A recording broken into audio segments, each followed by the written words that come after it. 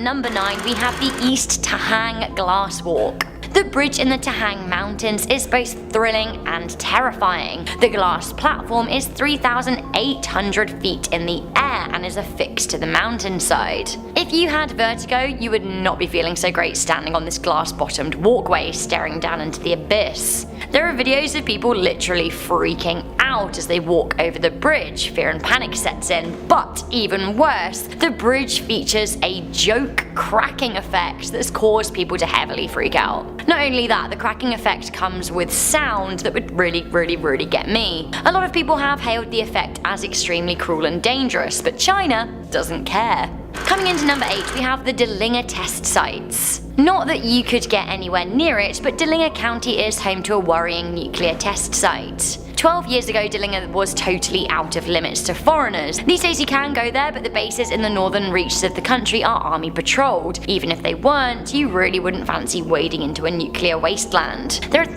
36 launch pads in and around Delinga. Coming into number 7, we have the North Korean border. The North Korean border is a dangerous place to be for obvious reasons, and it would be even scarier if you were alone. There are some reports that the Chinese military might be up to something over there too. Border regions are always sensitive places to be, but the river that separates China and North Korea at Dedong is particularly so because it's so small. As a non-Asian, you may encounter some issues at the area. While the Dedong and Bridge of Friendship area is safe enough for careful tourists, there are some parts of the China-North Korea border which are not very well defined. Accidentally strolling into North Korean territory is a genuine risk. Coming into number 6, we have the Lotus Pond. The Lotus Pond in the University of Hong Kong looks like a place I would love to visit. It's beautiful. I can imagine sitting here and doing some quiet reflection. I'd probably be alright doing this, but if you're a man, you shouldn't ever come here alone. The pond is at the centre of a ghost story involving a lost love.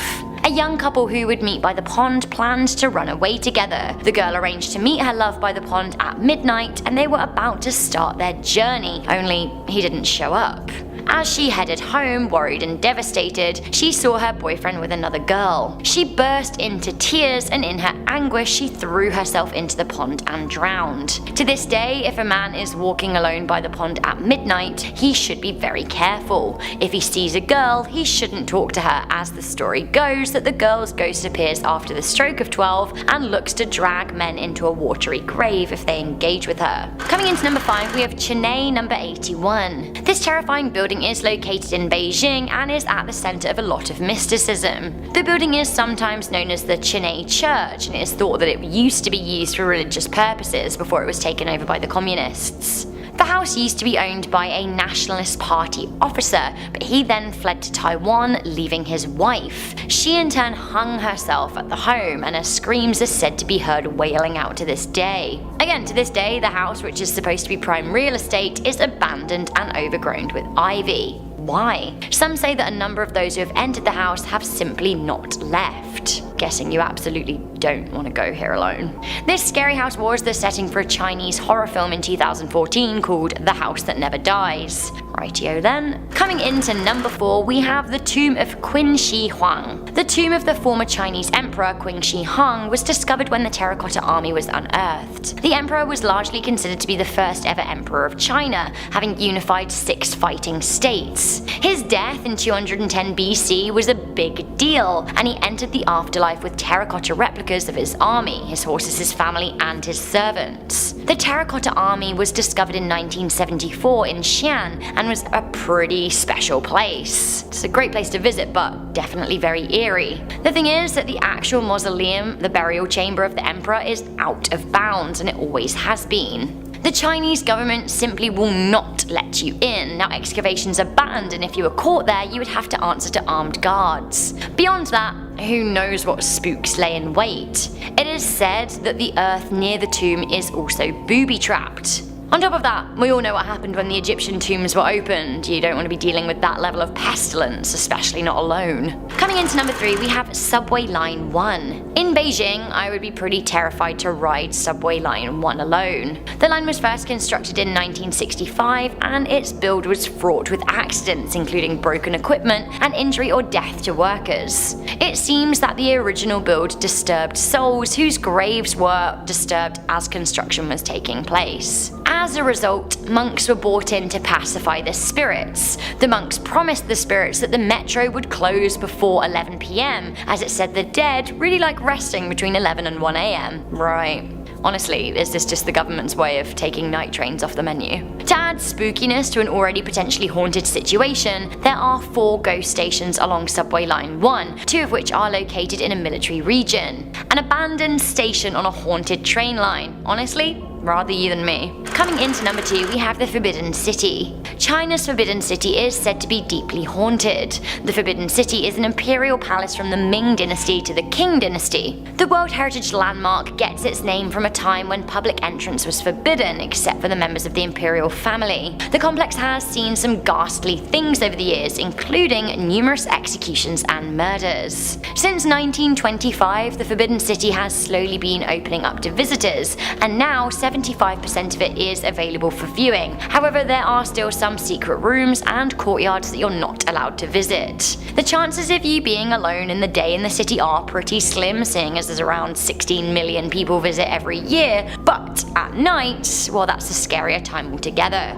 Night staff have reported some terrifying things going on, including strange animals, ghosts, dogs, ghost dogs as well, menacing presences, and a weeping woman in white. I honestly really wouldn't fancy being alone here at night. Finally, coming into number 1, we have the Gobi Desert. The Gobi Desert borders China and Mongolia and is not a place to be visited solo. Aside from deserts being stressful places for solo trips anyway because of the harsh elements and the isolation, this desert is in particular pretty extreme. It's said to be home to the legendary Mongolian deathworm, which doesn't sound like a thing I want to party with. The Mongolian deathworm first came to light in the West when explorer and naturalist Roy Chapman Andrews wrote about his expedition into the Gobi in 1926. It's said to be between 2 and 5 feet long, so up to 1.5 meters. Reports have said it's supposed to be shaped like a sausage with neither head nor tail. It's poisonous and touching it could induce death. Not only that, some accounts say that the worm spews deadly sulfuric acid and emits a strangely deadly electrical charge.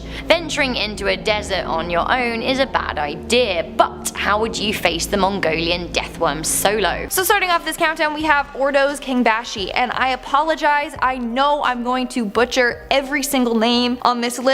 Please give me a break, okay? I suck at pronunciations, especially cities that I've never been to. So this is the most famous ghost city in China and the world's largest ghost town. Located in Inner Mongolia, Ordos Kangbashi was meant to be a modern city with a new style of architecture. There's tons of unique looking buildings, large stadiums, theaters, and big public spaces. It was actually called the Dubai of China. Just one problem. It lacks people. The city was built for 300,000 people, but only 70,000 ended up moving to live there. Then, after running out of funding, construction on the city just stopped. Nowadays, there are tons of unfinished and empty apartments. Now it's called a modern ghost town, a stillborn city and a failed utopia. If you travel the area, it is beautiful with its buildings, but the silence and the emptiness is very frightening. Not only that, but beneath the streets is a whole underground parking system, which will give you nightmares. It looks like a giant underground doomsday bunker. Moving on to number 9, we have Tianducheng. The Tianducheng is known for being a copycat of Paris. Seriously, it was designed to look like as if you are in Paris. The streets look just like the ones in France, and they have a replica of the Medici fountain. To top it all off, they even have their very own Eiffel Tower. But sadly, it wasn't as successful as they hoped. and now many of the buildings remain deserted. Now people think of it as a creepy version of France. Many visitors feel uneasy walking down the streets. The once beautiful city now has stores with cracked and worn paint, and has a bunch of creepy statues with eyes that look like they follow your every move. In fact, some stores are nothing more than walls that they painted to look like stores and storefronts with like windows with merchandise in the windows.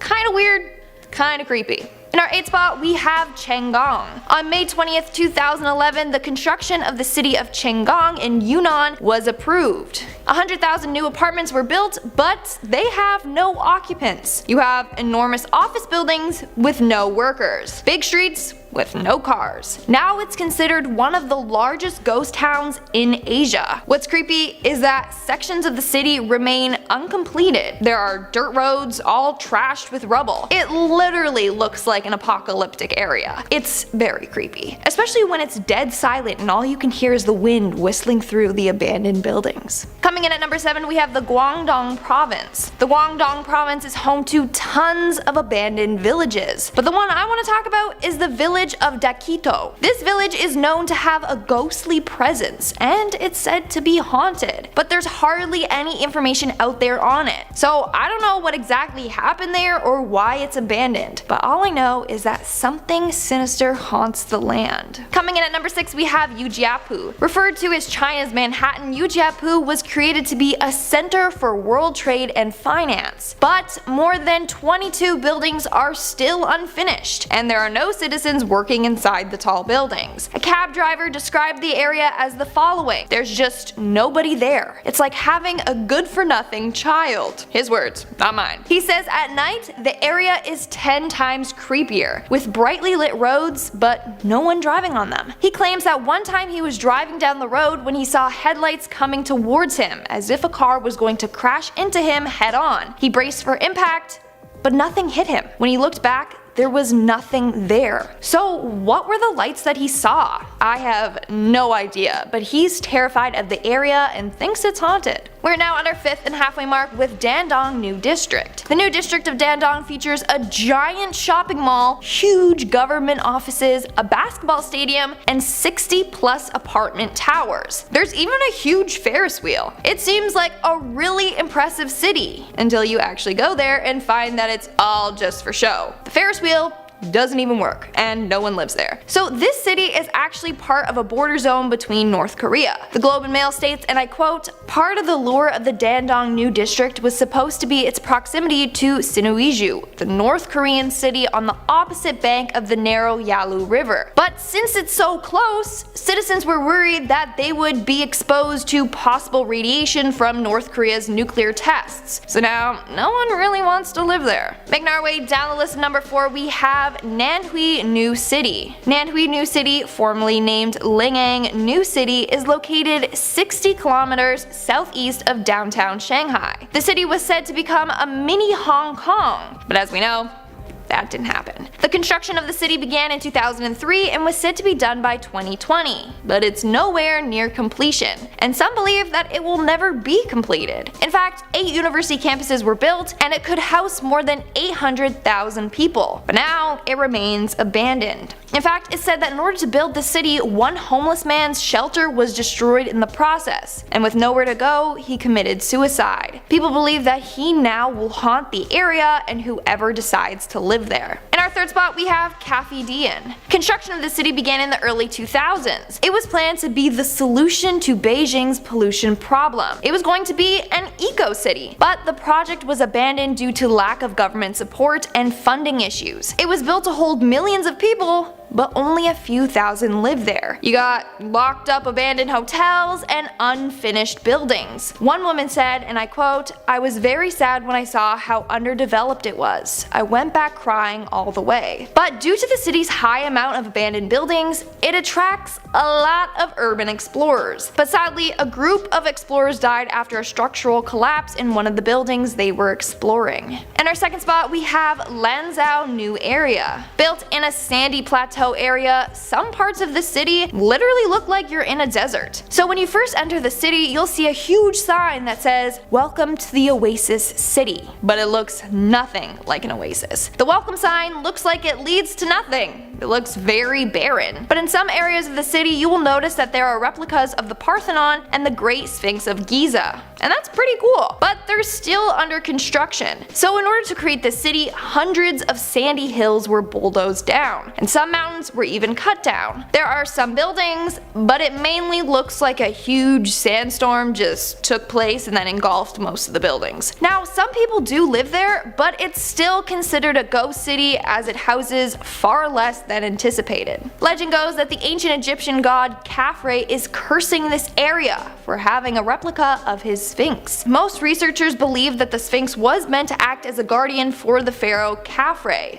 whose pyramid is located beside it. So now, Khafre is mad and has made sure that the construction will never be completed and that it will never be a successful city. And in our number 1 spot, we have Miexi Lake City. I know for sure I pronounced that name wrong. The construction of the city began in 2007 and it was meant to be a highly sustainable city. The whole thing was designed to be eco-friendly and low carbon dependent. The project was described as this, and I quote, "Water is the primary element of design and acts as the heart and center of the master plan." They were going to have a huge lake that was going to be the main source of transportation. So people were going to be boating around, which was said to reduce pollution. And not only that, there were going to be canals that connected you to around the city. They expected a population of 206,000 people living there, but it was never really completed and is now an abandoned project. I mean, it was a pretty cool idea, but I don't know how many people are going to just love boating around instead of driving. Now, the city looks pretty beautiful and not creepy at all. Then again, rumor has it that the lake it was built near has been the site of multiple drownings. But of course, the government thought that was going to be bad news for their city, so they did whatever they could to try and hide the past. Guan Hui Guan Opera House creeps into number 10. This building was initially intended to house the thousands of people who had lost their homes, and this is during World War II. However, this building was constructed on an ancient graveyard, so it is said that these angry spirits are haunting the building. Today, this building has been converted into an opera house, and several tourists have claimed that they hear a screaming voice coming from a graveyard when no one is even there. Well, the yelling is obviously coming from down under. And legend says that if you throw a stone in the graveyard, an angry spirit will scold you forever. I don't think I'm gonna be brave enough to even try it. There's absolutely no way. Burma Inn stabs its way into number 9. A guest was staying at this hotel when he was poisoned years ago by the head chef. The chef was so overwhelmed by guilt, so he stabbed himself to death that same night. Legend has it that the ghost of the murdered man now haunts the hotel, constantly looking for the head chef so that he can get some revenge. I mean, I don't know about you guys, but I wouldn't ever want to become the head chef. High Street Community Center, Hong Kong takes the number 4 spot. This building used to be occupied by Japanese soldiers who were executed and tortured thousands of disobedient Hong Kongers. Later on, this place was converted into a mental asylum, but it has been abandoned since the 1960s. That's the second floor. People say that sometimes at night you can hear screaming from up there. Sometimes there'll be a demonstrated figure swinging to flames up there. And so sometimes at night, screaming can be heard from here. So you don't need to go to putting face up on that floor. Ghosts running across there. I mean inside across the corridors. Well, rumors have it that you can still hear the screams through the halls, and a creepy figure roams the building, and if you make eye contact with it, the figure will burst into flames. The Great Wall of China tops this list in at number 1. This is regarded as one of the world's greatest wonders. It is known for its 5,000-mile long extension and stunning views, but during the construction, an estimated 1 million soldiers died while building the wall. Now, visitors have claimed that they have seen the ghost of the soldiers walking around the wall, or they have reported that they have even heard marching steps. The north part of the wall is where the most ghost activity is reported. Lots of hikers have died around this area from very strange and unexplainable accidents. Starting off this list in our number 10 spot, we have the Su Lam Hospital. This hospital was built in 1972 and was designed to specialize in mental health treatments as well as physiotherapy. The designs for the building began in the 60s, and the building was created with quite a few structural issues. There were often leaky roofs that led to infection control issues within the hospital, which is exactly the opposite of what you want to happen in a hospital. They were usually understaffed, which led to the patients being given extremely high doses of oral sedatives in order to keep all the patients calm and to avoid any violent outbursts. But, of course, aside from the ethics of that practice, this would lead to substance dependence problems, which in turn led to more violent outbursts. There was a focus on security in this hospital, which could be a good thing, but it truly was taken overboard, and it ended up being more like a prison, which is extremely detrimental to those who are trying to heal. In 2012, the original Su Lam building was abandoned and the hospital moved to a new location in Castle Peak. In our number 9 spot today, we have the King Chung Psychiatric Rehabilitation Hospital. Before I dive into this one, guys, please don't forget to hit the thumbs up button if you're enjoying the video so far, because it really helps us out. This hospital is located in Shanghai and has a lot of history of holding patients long past their recovery. The most well-known case of this is the case of Su Wei. In 2001, Su Wei began to exhibit some symptoms of mental illness, and upon evaluation, he was diagnosed with schizophrenia. He was treated for a short while and then released back to his family. In 2003, Su got in an argument with his father and ended up hitting his father, which of course was not okay, and his father ended up taking him to the King Chung Hospital. In 2008, Su's father passed away, so his guardianship was passed on to his brother, and since that year, Su has expressed his wishes to be released from the hospital, but his brother will not sign the discharge papers, so Su was kept in the facility for years against his will. He was even declared rehabilitated, but they still would not let him leave, which I can only imagine took an enormous toll on his mental health that he had been working so hard on. In 2013, Su finally got the assistance he needed from a lawyer and sued both his brother and the hospital, but after a year of delays, his case was rejected. Finally, after 3 more years of appeals, Su was finally declared to have full civil capacity and was finally released. It is so sad that Su was held for years against his will, all because of a mental illness that he took the steps to get under control, but I am so glad he was able to recover and finally be released. In our number 8 spot today, we have the Haidian District Mental Health Prevention and Treatment Hospital. This hospital is in the Haidian District, which is mostly in northwestern Beijing. Not a lot has come out about this treatment facility in terms of what goes on a day-to-day basis, but there is a huge and important question that has to do with this facility. In 2012, China passed its first mental health law that aimed to prevent people from being involuntarily held at psychiatric facilities. Unfortunately, though, this law still allows people to be sent in by their families and doesn't necessarily give them the ability to leave on their own free will, which seems like a huge oversight. In 2013, it was said that there were 300 in-house patients at the hospital. Out of the 300, apparently 150 of them met the medical requirements for discharge, but they weren't allowed to go home. It isn't exactly clear why, but it certainly is something to be looked into, considering that is half of the people there. In our number 7 spot today, we have the Third Hospital of Zhuzhou. The Third Hospital of Zhuzhou is of course located in Zhuzhou, which is in the Hunan province of China. I hope I said that right. This hospital tends to keep its inner workings secret, but there is one story that came out that definitely shocked a lot of people. In July of 2018, a woman named Dong Yao Chan live streamed a video of her throwing paint onto a billboard that depicted the Chinese leader Xi Jinping. In the video, she also accused the Chinese Communist Party authorities of thought control. Shortly after this video was streamed, Dong made a tweet that said that there were a bunch of uniformed people outside of her Shanghai home. Then the account went totally silent. A year later, Dong's father finally gave an update and explained that his daughter had been taken into the Third Hospital of Zhuzhou's women's ward after the live stream, and she was just now being released. He expressed his concern over her heavy medication, and he described her after the release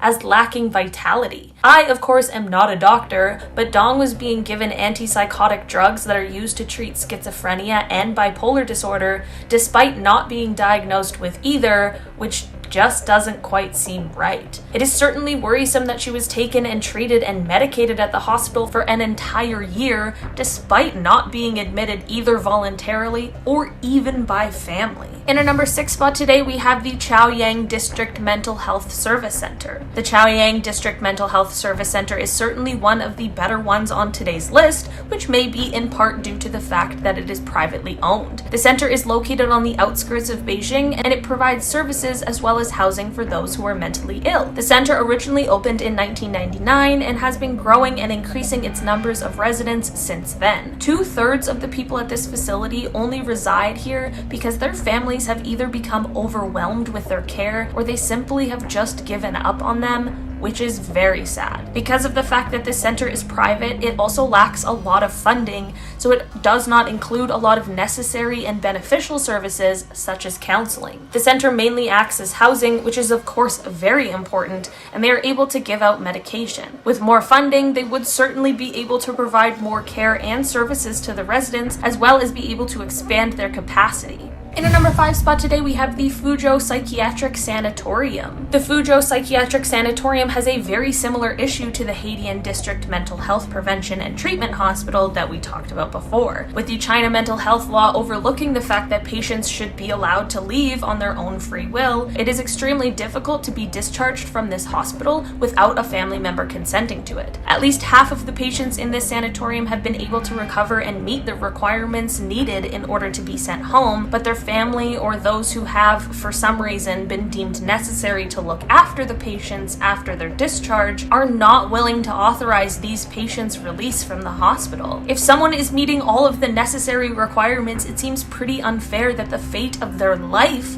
would be left up to someone else, especially since there is seemingly no reason for them to continue living in a mental health facility. I can't imagine how being held captive would affect your mental health, especially when it's something you've already struggled with. In our number 4 spot today, we have the Wenzhou of Conning Hospital. The Wenzhou of Conning Hospital seems to not necessarily be a hospital that is actively doing some questionable things, as far as I know, but because of the way mental health and mental illness are sometimes viewed in China, it is facing a bit of a dark issue. The director of the hospital has explained that over half of the patients' relatives are reluctant to take them home once treatment has been completed. This is a huge problem because these people will just be forced to stay in the care that they no longer need, and they're lacking the option to have autonomy over their own choices. I honestly am unsure if the hospital has to release patients to family members, or if it has just been so customary to do so that there's a fear of letting patients leave on their own accord. Whichever it is, it certainly seems like it might be time for something to change. In our number 3 spot today, we have the High Street Community Center. The High Street Community Center is located in Hong Kong and was home to some extremely gruesome acts and is said to be very haunted. The building was created in 1892 and was originally used as the quarters for the European nursing staff for the civil hospital, but once World War II rolled around,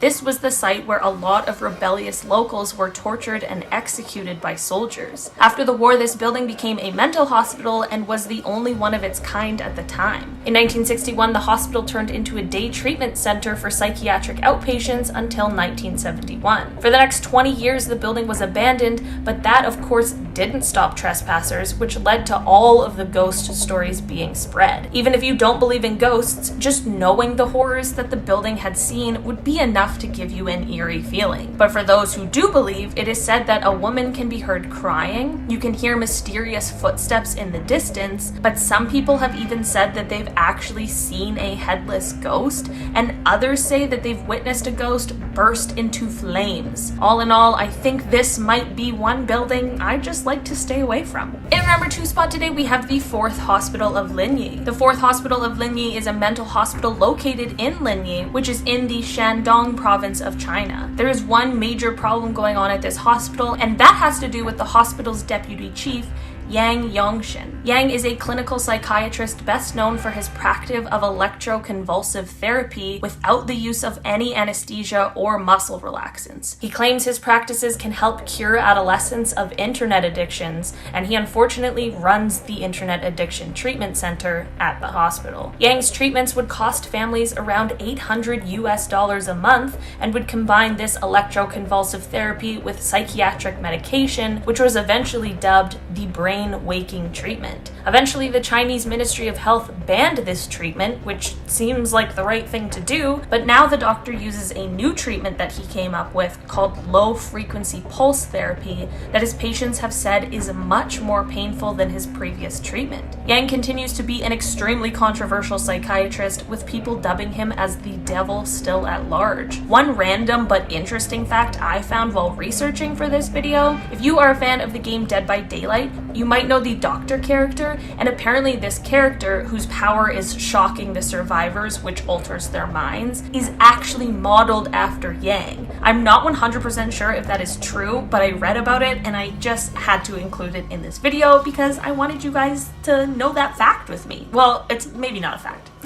In our number 1 spot today, we have the Beijing Ankang Hospital. The Beijing Ankang Hospital is of course located in Beijing in the Fangshan district, but it is truly more of a prison hospital than just a hospital. The word Ankang means peace and health, more specifically for the mentally ill, and while not all Ankang hospitals are like prisons, unfortunately this one kind of is. The Beijing Ankang is under the control of the Public Security Bureau, and a man named Wang Wangxing has spoken out about his treatment there.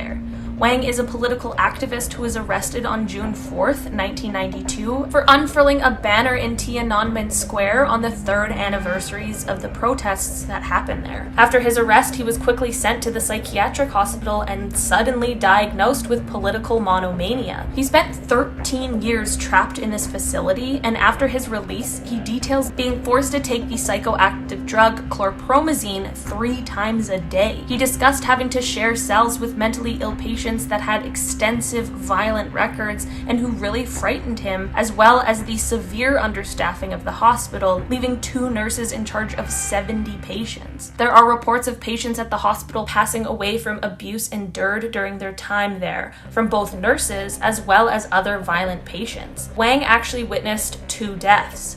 One from a heart attack brought on by an electric acupuncture treatment, and the other was on a hunger strike and passed away while being force-fed by other inmates. Safe to say this place was absolutely terrifying to be held captive. In 1999, Wang was actually discharged on the condition that he didn't have any contact with the media. He asked if he would be allowed to have a press conference to discuss his confinement, and shortly after asking, he was removed from his home by 8 public service officers and forcibly placed back into the hospital. In 2005, he was finally released and unexpectedly deported to Germany. Upon examination by 2 separate doctors in 2006, neither doctor found any symptoms that he was suffering from any mental illness that would justify his forceful admission to the hospital. Starting off this countdown, we have the Cave of Fairies. Located in Hubei, China, there is this man-made cave known as the Cave of Fairies. So you would think that it's something magical and beautiful, right? Well, when people looked inside, they found something way more dark and grim. Hanging from the cave 50 meters up were decaying coffins. Some coffins were hanging from wooden stakes. Others were wedged into the openings of the cave walls. The coffins were said to be around 1200 years old. Each one was carved out of a single tree trunk and weighed around 220 pounds.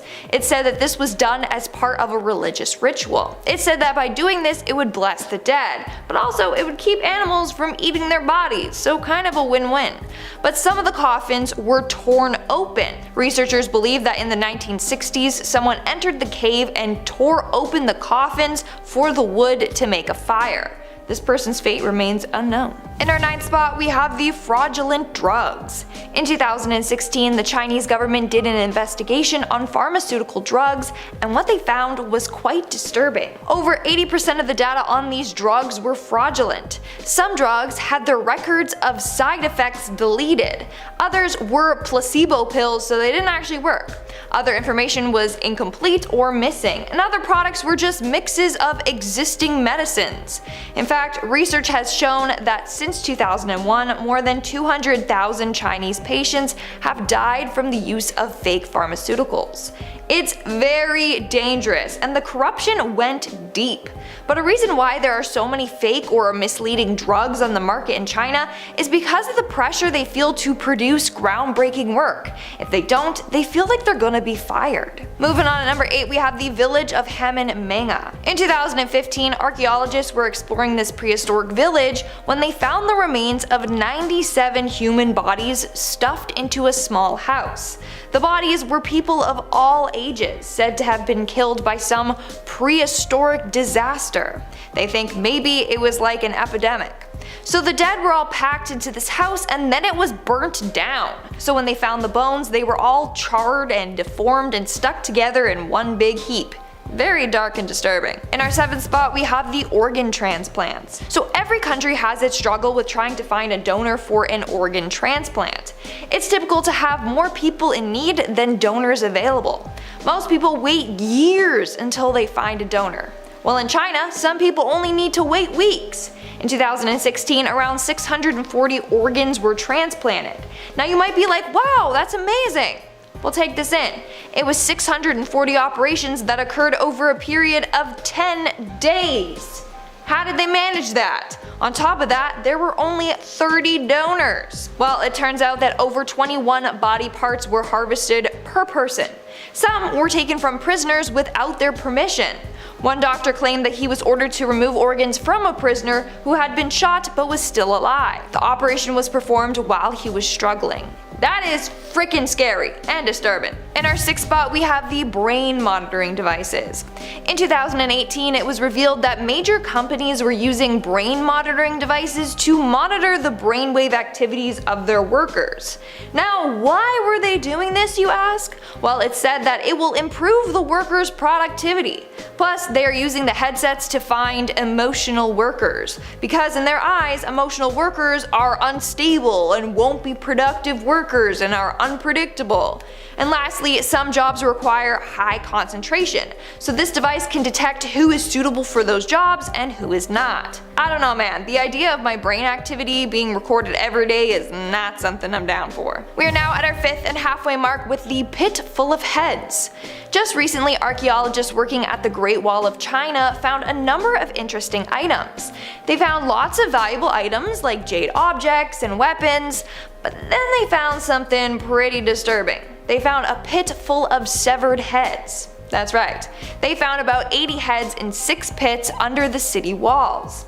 It's believed that they were all victims of sacrifices during the city's founding ceremony, and all of them were young women. In fact, an analysis of the bones showed that they were not from the area, so they were kidnapped, taken as captives, and then sacrificed. In our 4th spot, we have death by 1,000 cuts, aka lingqi. This was a very disturbing form of torture from medieval China, and as you can imagine, it's literally death by 1,000 cuts. So the victim would be tied to a wood frame and then their flesh was slowly cut off from the body. The aim was to cause as much pain as possible while still keeping the victim alive. And believe it or not, they stopped using this method of torture around 1905. A famous story involving it would be the execution of Wang Wequin in 1904. He was sentenced to death by lingqi in a vegetable market. You know, just so you have some light entertainment while you grocery shop. Needless to say, researchers were shook when they found about lingqi. In our 3rd spot, we have the Lady of Dai mummy. You might need your mummy when you see this mummy, get it? Cause this is the creepiest thing that you're about to see today, hands down. The Lady of Dai, or the Diva mummy, is a 2100-year-old mummy that is the best preserved ancient human ever found. She was found in 1971 inside of a tomb with perfectly preserved artifacts. Turns out that this woman died between 178 and 145 BC, but her skin was still moist and elastic, and her joints were still flexible, not stiff at all. In fact, she still had eyelashes and hair in her nostrils and blood in her veins. Keep in mind, she was over 1,000 years old, so that's hella old. But I will say that when they removed her out of the cave, the oxygen immediately took a toll on her body, so the photos that we see today don't do it justice. Literally, when researchers found her, they thought that she had died that year. That's because she was preserved in an airtight tomb 12 meters underground. She was locked inside 4 layers of coffins. 4 layers? That's insane. Either she was a woman of great importance, so they wanted to keep her safe, or they locked her up so she could never get out. Moving on to number 2, we have the Breed Ready database. Ready to get creeped out? I don't think you are. So in 2019, a Dutch researcher discovered a database in China open to the public. This database held the private information of 1.8 million Chinese women.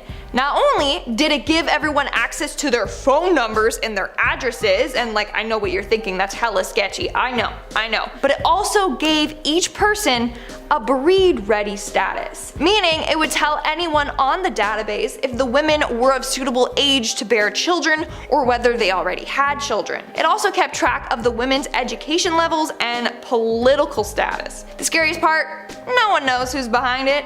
Theory goes that it's the government keeping track of everyone, but like, why would they have it open to the public? That's a violation of privacy. And if it's not the government behind this, then who the heck got access to all this private information? And in our number 1 spot today, we have the hidden monk. Back in 1996, a statue of a Buddha was sent to the Netherlands from China to be restored. While restoring it, they did a CT scan and it was revealed that there was a human skeleton chilling inside of it. Turns out that these were the remains of a 1,000-year-old mummified monk. They also found that the monk was sitting on a bundle of cloth covered in inscriptions. The inscriptions revealed that the body belonged to a Buddhist monk named Li Quan, and he practiced self-mummification. This was a lengthy process in which an individual would meditate, starve, dehydrate, and poison themselves. It goes as so. So for the first 1,000 days, the monks would only eat nuts, seeds, fruits, and berries. Then they would put themselves through intense labor so that they would lose all their body fat. Then for the next 1,000 days, they would only eat barks and roots. Then they would drink poisonous tea, which would make them vomit and lose their bodily fluids. It was also done to kill off maggots and bacteria that would cause the body to decay after death. Then in the final stage, the monk would lock themselves in a stone tomb and just meditate until they died. That is hella intense. Keep in mind, this process took more than 6 years.